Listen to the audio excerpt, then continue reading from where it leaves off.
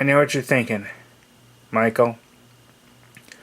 What in the blazes are you showing me? Or if you read the title of this video, you probably know that there is ball python poop. That's what my ball python Lauren gave birth to, and I wanted to film it before I did the excavation. I know it's a dirty job. Someone has to do it. It's tough, but someone has to do it. That's a turd from him. In case you've never seen ball python poop, you know what it looks like.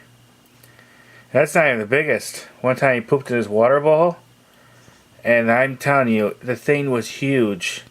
That was a stinky cleanup. Ooh.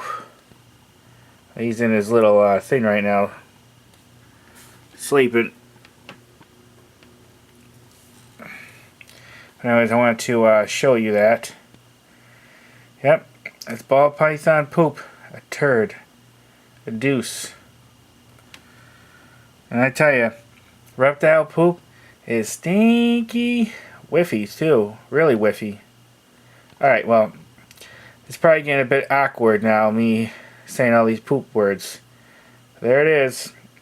Warren the ball python's poop. Alright, thanks for watching. Bye.